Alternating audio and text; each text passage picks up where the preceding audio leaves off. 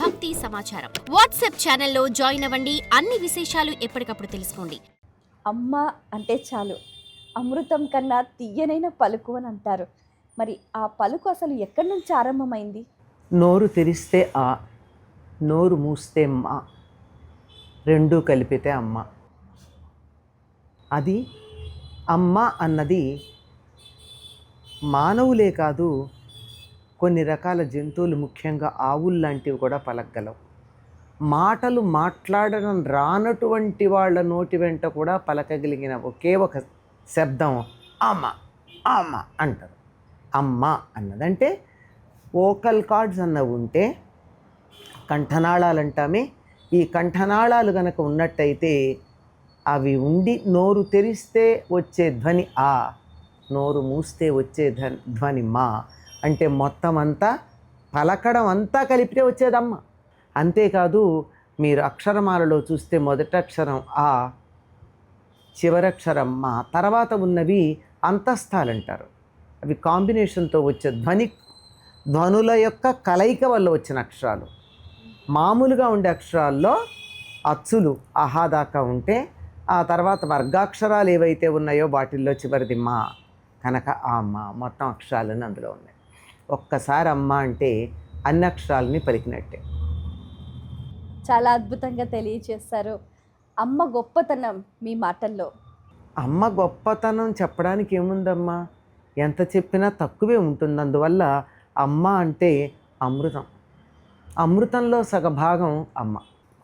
పదాలే చెప్తున్నా నేను. ఋతం తర్వాత ఋతం కలిసింది. అమ్మ అన్నప్పుడల్లా అమృతాన్ని మనం ఆస్వాదించినట్టు ఉంటుంది. మనం ఇక్కడ అమ్మ అని ఎన్నిసార్లు అంటే, అక్కడ పైలోకంలో ఉన్నటువంటి జగన్మాత, సృష్టికంతా మూల కారణమైనటువంటి అమ్మ ఓయని పలుకుతుందిట. అందువల్ల వీలైనన్ని సార్లు వీలైనంత మందిని పలకరించేటప్పుడు అమ్మ అని పలకరిద్దాం. మన పూర్వులకు అదే కదా అలవాటు. ఎవరినైనా సరే అమ్మ అని అంటారు ముందు. అవును. ఆ అలవాటు కన్న తల్లి దగ్గరే మనం వదులుకున్నాం అంటే జగన్మాత నుంచి ఎంత దూరం అయిపోయామో మనం అర్థం చేసుకోవాలి. ఈ సృష్టిలో తొలి గురువు అమ్మే అంటారు. మరి తరాలు మారుతున్న కొద్దీ అప్పటి కాలానికి ఇప్పటి కాలానికి ఉన్న వ్యత్యాసం? తొలి గురువు అమ్మ అనడం కాదమ్మా, వాస్తవం అది. ఎందుకంటే గర్భంలో ఉండగా గాలి పీల్చటం నేర్పింది తల్లి. బయటకు వచ్చాక తొలి గురువు అనడంలో ఉద్దేశం పుట్టాక తొలి గురువు కాదు, గర్భంలో పడినప్పటి నుంచి తొలి గురువు.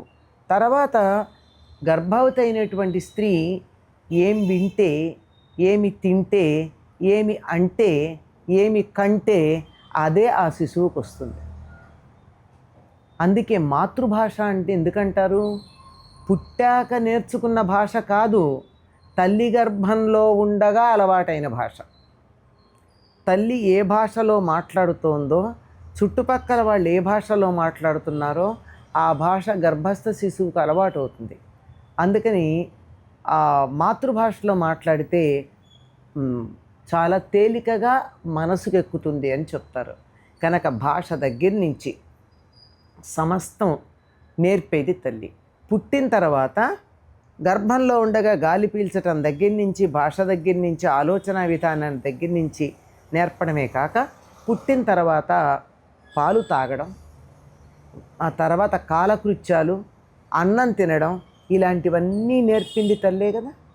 తొలి గురువు అని అందుకంటారమ్మా. అందువల్ల తల్లి చెబితే ఎంత లేదన్నా కొంచెం తొందరగా మనసుకు ఎక్కుతుంది ఎవరికైనా. For more videos like this, subscribe Big TV channel.